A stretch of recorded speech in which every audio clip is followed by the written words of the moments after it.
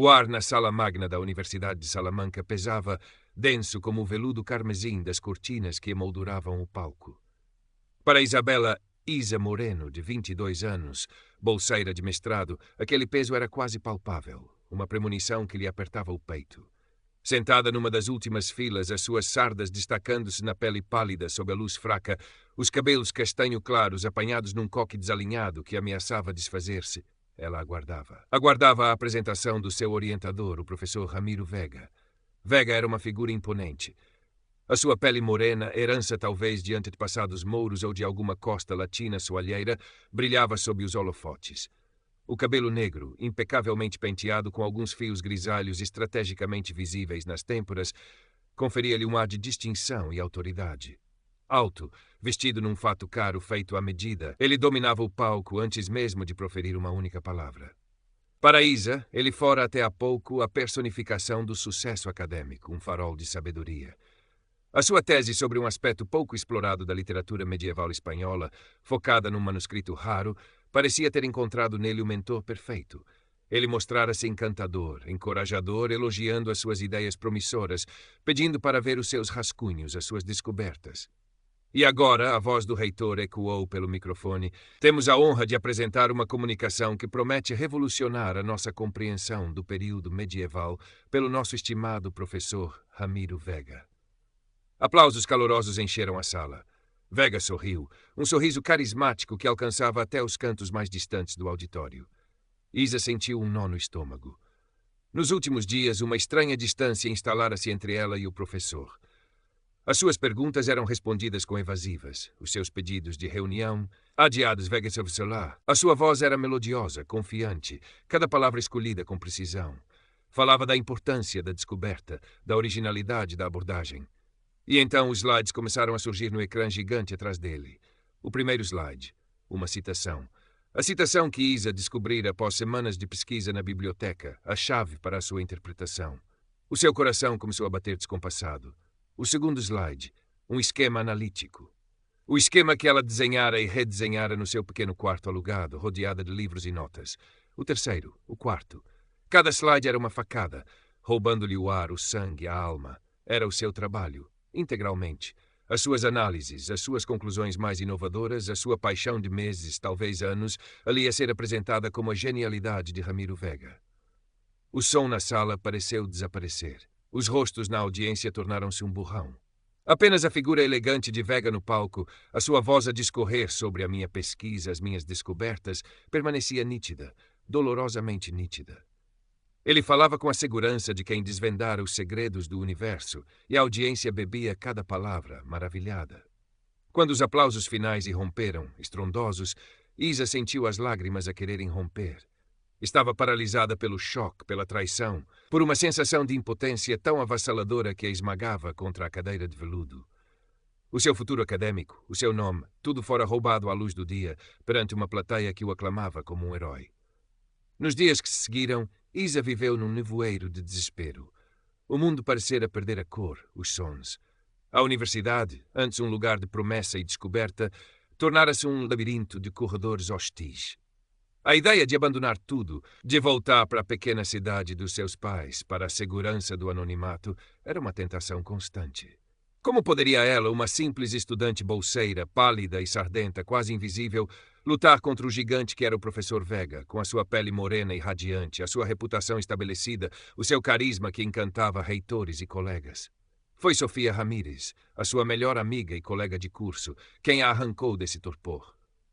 Sofia, com seus cabelos negros e rebeldes e uma energia que parecia incapaz de se exaurir, era o oposto de Isa em quase tudo, exceto na lealdade. Encontrou Isa no seu quarto, um espaço minúsculo onde os livros e os papéis da tese roubada ainda se empilhavam, testemunhas silenciosas do crime. Isa, tens de reagir, disse Sofia, sua voz firme, mas os olhos cheios de preocupação. Não podes deixar esse cabrão roubar o teu futuro, o teu trabalho. Mas como, Sofia? A voz de Isa era um sussurro. Quem acreditaria em mim? Ele é o professor Vega. As sardas no seu rosto pareciam mais escuras, como se absorvessem a pouca luz que entrava pela janela. Nós vamos fazer com que acreditem, retorquiu Sofia, determinada. Tu tens as provas, não tens? Os teus rascunhos, os e-mails, tudo. Ele não pode ter sido tão estúpido ao ponto de não deixar rasto. Aquelas palavras, a fé inabalável de Sofia, acenderam uma pequena chama na escuridão de Isa. Uma justiça latente, um orgulho ferido começaram a agitar-se dentro dela. Sim, ela tinha provas. Tinha trabalhado naquele projeto com uma dedicação quase obsessiva. Cada descoberta, cada ideia estava documentada. Com Sofia ao seu lado, insuflando-lhe coragem a cada passo, Isa começou a sua meticulosa recolha de provas. Revirou o seu computador, as suas gavetas, a sua memória. Organizou os seus rascunhos, os digitais com os metadados a comprovarem as datas de criação e modificação, os físicos com anotações e datas escritas à mão. Reuniu a correspondência por e-mail com Vega. Ali estavam, negras no branco, as suas mensagens entusiasmadas a partilhar uma nova ideia, uma nova fonte, e as respostas dele, agora vistas sob uma nova luz, soavam manipuladoras, apropriando-se subtilmente do seu trabalho. Excelente ponto, Moreno. Vou refletir sobre esta nossa ideia. Ou interessante, mas talvez demasiado ambicioso para si. Deixe-me pensar sobre como podemos abordar isto. Encontrou notas de rodapé nos seus rascunhos, referências tão específicas ao seu processo de pensamento, a conversas que tivera com Sofia sobre becos sem saída na pesquisa, que seria impossível Vega tê-las concebido independentemente. Lembrou-se de uma sessão de orientação online, gravada para que pudesse rever mais tarde. Vega esquecera-se de desligar a gravação no final. Reouviu o áudio com o coração a bater forte. Lá estava, ela a explicar uma teoria-chave, a sua voz um pouco hesitante, mas clara, e a voz de untuosa. Brilhante, Moreno, brilhante. Vou anotar isso para a minha apresentação. Era a arma fumegante. Sofia, sempre pragmática, sugeriu que falassem com outros colegas que tinham visto Isa a trabalhar no projeto, que tinham ouvido as suas ideias antes de Vega as apresentar. Alguns mostraram-se relutantes, temerosos de represálias, mas outros, indignados com a injustiça, concordaram em testemunhar, se necessário. Armada com um dossiê crescente de evidências, Isa decidiu confrontar Vega. Marcou uma reunião, o estômago a revirar-se de nervosismo. O gabinete de Vega era luxuoso, organizado, contrastando violentamente com o caos criativo do quarto de Isa. As paredes estavam cobertas de diplomas e fotografias com figuras importantes do mundo acadêmico. Vega recebeu-a com um sorriso que não chegava aos olhos frios e calculistas. Minha querida Isabela, disse ele, a sua voz aveludada, aqui devo o prazer. Isa, com a voz a tremer, expôs a sua descoberta, a sua dor, a sua certeza de que ele lhe roubara o trabalho. A reação de Vega foi uma aula de manipulação. Primeiro, a condescendência. Está a imaginar coisas, minha querida. É natural sentir-se inspirada pelo trabalho do seu orientador, ver ecos das suas próprias ideias. Mas a originalidade, a síntese final, isso requer uma maturidade que ainda está a desenvolver. Depois, quando Isa insistiu, mostrando um dos e-mails, o tom mudou. Ameaça velada. Uma acusação dessas, Isabela, poderia arruinar a sua promissora carreira antes mesmo de começar. Pense bem, ninguém acreditaria numa estudante ressentida contra um professor com a minha reputação. A sua pele morena parecia endurecer, o brilho a tornar-se um verniz impenetrável. Isa saiu do gabinete de Vega a sentir-se pequena, esmagada, mas com uma nova e fria determinação. A máscara de Vega caíra, revelando o predador por baixo. Não haveria justiça através de uma conversa civilizada. Com o apoio incansável de Sofia, Isa redigiu uma queixa formal ao Comitê de Ética da Universidade. O processo foi, como esperado, lento e penoso. A burocracia universitária parecia desenhada para proteger os seus membros mais proeminentes. Alguns membros do comitê olhavam-na com ceticismo, quase com pena. A narrativa de Vega, a de uma aluna instável, talvez demasiado ambiciosa que tentava manchar a reputação de um acadêmico respeitado, começava a circular pelos corredores. Isa sentiu o peso do isolamento, o estigma da acusadora. Vega, por sua vez, não ficou parado. Usou todo o seu charme e influência para se vitimizar. Em conversas informais, em reuniões de departamento, pintava a Isa como uma jovem confusa, talvez até perturbada. É uma pena, dizia ele com um suspiro afectado. Tinha tanto potencial, mas parece que a pressão foi demais para ela. Alguns colegas, por lealdade, conveniência ou simples ingenuidade, acreditaram nele, mas nem todos. Adratou. Helena Torres, uma professora mais jovem do Departamento de Filologia, recentemente integrada no Comitê de Ética, começou a analisar o caso com uma atenção particular. Dr. Torres era conhecida pela sua mente analítica e pela sua integridade inabalável. Havia algo na história de Vega, na cronologia dos eventos, que não lhe parecia certo. As provas documentais apresentadas por Isa, embora inicialmente vistas com desconfiança por outros, pareciam demasiado detalhadas, demasiado consistentes para serem fruto de uma imaginação delirante. Dr. Torres, discretamente, pediu a Isa mais alguns detalhes, algumas clarificações sobre datas e metodologias. Fez a sua própria investigação, verificando os registros da biblioteca, as datas de acesso aos manuscritos raros que Isa e Vega citavam. Começou a surgir um padrão. Um padrão que favorecia a versão de Isa. A pressão interna, alimentada pela persistência da Dr. Torres e pela solidez crescente das provas de Isa, levou a universidade a uma encruzilhada. Ignorar as alegações tornava-se cada vez mais difícil. Finalmente, foi convocada uma audiência formal para investigar a alegação de plágio. A notícia caiu como uma bomba no departamento. Vega, apanhado de surpresa pela formalização do processo, ele que esperava que tudo fosse abafado internamente, decidiu jogar a sua cartada mais arriscada.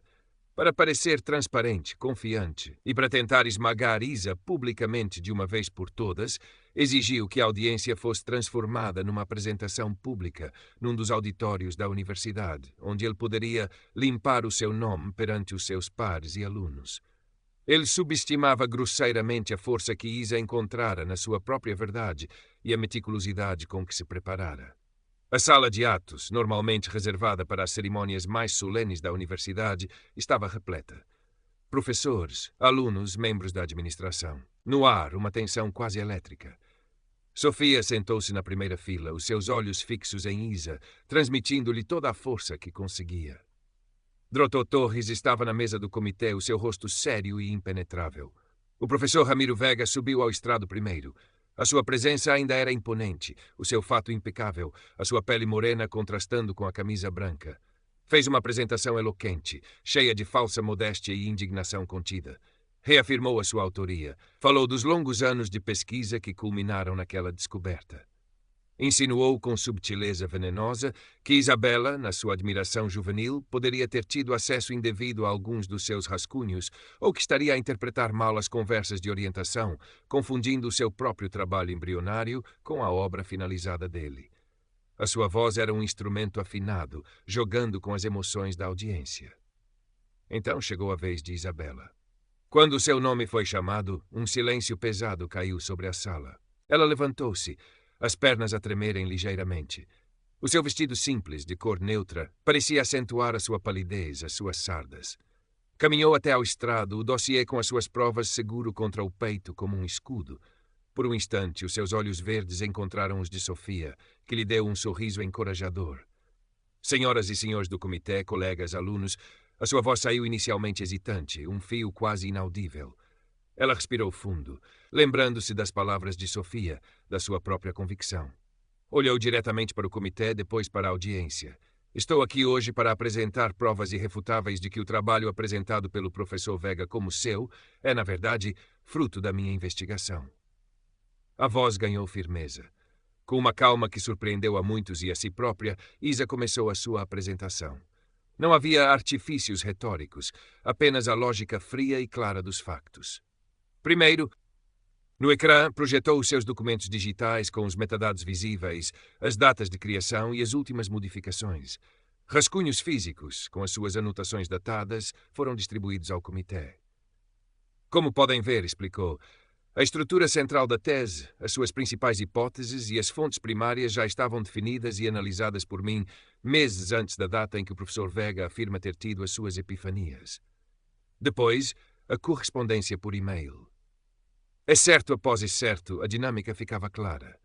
As suas ideias, inicialmente recebidas com entusiasmo vago, eram depois incorporadas nas reflexões de Vega, que subtilmente as reclamava como suas. Um e-mail em particular causou um murmúrio na sala. Isa a descrever uma interpretação particularmente original de um símbolo num manuscrito, e a resposta de Vega, uma semana depois, a sugerir-lhe essa mesma interpretação como se fosse uma ideia nova dele. Isa continuou. Apontou detalhes específicos no trabalho de Vega. Uma interpretação particular de um termo arcaico, a utilização de uma fonte secundária extremamente obscura que ela descobrira por acaso, até um pequeno erro conceitual que existia nos seus primeiros rascunhos e que Vega, na pressa de copiar, transcrevera sem perceber. Estes são os meus pensamentos, as minhas palavras, até os meus pequenos erros, disse ela, a voz agora carregada de uma emoção contida. A fachada de Vega começava a ruir. O seu sorriso confiante desaparecera, substituído por uma rigidez crescente. Mexia-se desconfortavelmente na cadeira. A sua pele morena parecia ter perdido o brilho, adquirindo um tom baço sob as luzes fortes. Gotas de suor começavam a formar-se na sua testa. Então Isa apresentou a sua arma fumegante, o ficheiro de áudio. Explicou as circunstâncias da gravação. Com um aceno da presidente do comitê, o técnico de som reproduziu o excerto. A voz de Isa, jovem e ansiosa, a explicar a sua teoria mais complexa. E depois a voz de Vega, inconfundível. Brilhante, moreno, brilhante. Vou anotar isso para a minha apresentação. Um silêncio sepulcral encheu a sala de atos. Todos os olhares se voltaram para Vega. A doutora Helena Torres, até então silenciosa, começou a fazer perguntas. Perguntas incisivas, diretas, baseadas nas provas que Isa apresentara, sobre as datas, sobre as fontes, sobre o áudio. As respostas de Vega eram evasivas, contraditórias. O seu famoso carisma evaporara-se, deixando à mostra um homem arrogante, encurralado, em pânico. Tentou desqualificar Isa, falou em gravações ilegais, em má interpretação, mas era tarde demais. A verdade, como a água, encontrara o seu caminho através das fissuras da sua armadura. O contraste entre os dois era agora gritante. Isabela, de pé, pálida, mas com os olhos verdes a brilhar com uma determinação feroz, as suas sardas como pequenas constelações de coragem no seu rosto, apresentando factos. E Vega, o outrora radiante acadêmico, agora encolhido, a sua pele escura a parecer absorver a vergonha, a sua eloquência reduzida a balbucios defensivos. Quando Isa terminou, a sala permaneceu em silêncio por um longo momento. Depois, timidamente, um aplauso começou. Depois outro, e mais outro. Em pouco tempo, a sala de atos ecoava com uma ovação, não para o professor de renome, mas para a estudante desconhecida que ousara desafiar o sistema e lutar pela sua verdade. O comitê retirou-se para deliberar. A espera foi curta. Quando regressaram, a presidente do comitê, uma mulher de semblante austero, mas justo, anunciou o veredito. As suas palavras foram claras e inequívocas. O professor Ramiro Vega fora considerado culpado de plágio e má conduta acadêmica grave. As sanções seriam severas. Suspensão imediata de todas as funções acadêmicas, abertura de um processo para sua demissão e a retratação pública do trabalho apresentado na conferência. A autoria de Isabela Moreno seria formal e publicamente restaurada. Um misto de alívio avassalador e exaustão profunda percorreu o corpo de Isa. As lágrimas, desta vez de catarse, vieram aos seus olhos. Sofia correu para abraçá-la, eufórica, gritando palavras de parabéns e admiração. Dr. Torres aproximou-se e, com um raro sorriso, apertou a mão de Isa. Fez o que era certo, Isabela. A universidade deve-lhe um pedido de desculpas. Nos dias e semanas que se seguiram, a vida de Isa mudou. O professor Vega desapareceu da universidade, a sua carreira e reputação em ruínas. O ostracismo da comunidade académica foi rápido e brutal. Isa, por outro lado, viu-se subitamente no centro das atenções. Alguns olhavam-na com admiração, outros com uma curiosidade renovada. A universidade emitiu um pedido de desculpas formal.